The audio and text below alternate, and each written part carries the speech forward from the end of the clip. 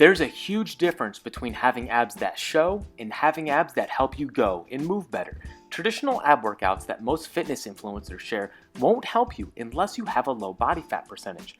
And while six-pack abs may look good in the mirror, research shows the true role of the core is to actually control spine motion. Core muscles like this, also called usable abs, help you create more power out of your arms and legs when you lift, maintain better posture, and decrease risk of injury when picking up and moving loads, which happen not only in the gym, but more than you think during your day-to-day life. In this video, I'm going to show you how to build usable abs by enhancing spine stability through 3 different planes of motion. You'll learn how to perform some of my favorite core exercises in each of these categories. And stick around until the very end of the video because I'm also going to give you a simple plan you can follow to integrate these easily into your weekly workouts. The first plane of motion we're going to stabilize through is the frontal plane. Now, the frontal plane of motion is a side-to-side movement like this, and a lot of people will do side bends to hit these small QL muscles deep next to your spine. However, that's creating strength with movement. We want to create stability, so we want to limit side-to-side motion. So what we're going to start off with are suitcase carries. So he's going to stiffen his core and start marching while keeping his body straight up and down. So this is working those QL muscles to limit spine motion. Second thing you can do is start to do a suitcase deadlift. So now he's going to get down, grab that weight down low, perform a deadlift, but because the weight is offset on one side, that load is trying to make him tip over. So he has to resist that lateral motion and make sure that his body stays straight up and down. And the third one we can do, again, is a variation of the first suitcase carry, but I'm gonna give him another weight and he's just gonna go mixed grip. So we can do the exact same weight, we can vary, we can go a heavier one up low or a heavier one here. You can change that up, and all of those different loads are going to vary the ability to stay upright and make it more or less difficult. So these are 3 variations of frontal plane core stability exercises that you can perform. So the second plane of motion that we're going to stabilize through is the sagittal plane, and a lot of people hit this forward and back plane of motion with crunches, but that's not actually stabilizing our spine. It's only strengthening the muscles on the front side of our core. So what are we going to do instead? Let's flip on over. We're going to do a bear position pose pull through. So you're going to get into an all fours position, get up onto the toes, stiffen the core, make this nice and flat.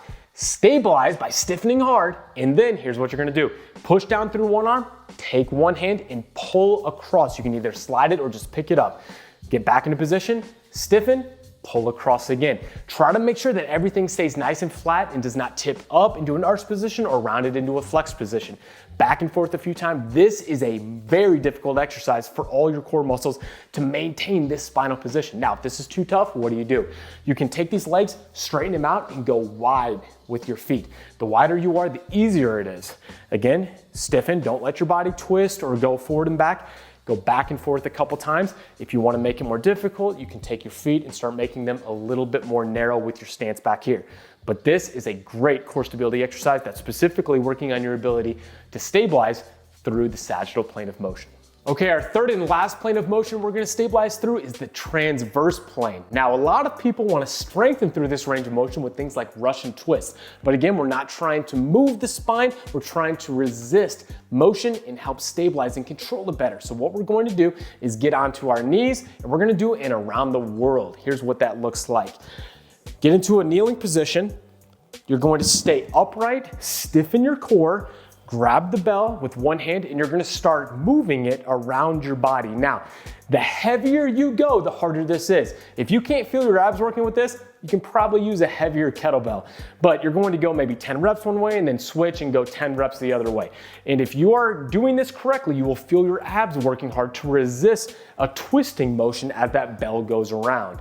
Now, this is obviously from a kneeling position. Let's work that transverse plane in something that's weight bearing through your feet as well. So we're gonna stand on up, and what we're going to do is a suitcase carry like we did before with the frontal plane, but we're gonna add in a twist with the hips, which is teaching our spine how to better control and resisting a lot of twisting action from the spine and rather moving from the hips. So this is what it's gonna look like. You're gonna do a karaoke to the side, move the hips, but control spine motion to not have excessive twisting from the upper body. So you could go a couple steps one way and a couple steps the other way, making sure that we're keeping the core braced and moving those hips. And if you're doing this correctly, again, even though this is a lower body movement, you're gonna feel your core working really well. And that's working it in the transverse plane of motion. Okay guys, here's how you can program these different core exercises into your weekly training. Now I've got a 4-day split right here.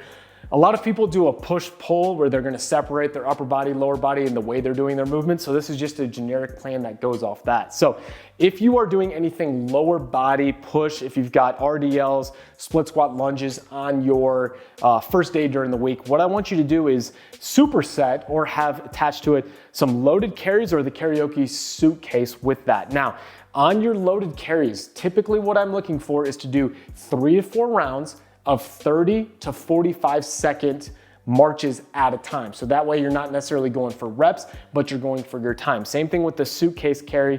If you're doing the karaoke, make sure that you're doing it for time so you're building that endurance.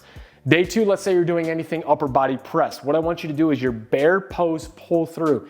Something like this, again, go for time. Go for 30 to 45 seconds. Choose a weight that you can do and a position that you can do for that full time so you're not tiring out too soon. For day 3, let's say we're doing the same thing at the lower body again. Let's go with your mixed grip march. So let's change up how we're hitting that frontal plane. And then day 4, we're gonna go transverse. So we're gonna go the around the world, no matter what type of training you're doing.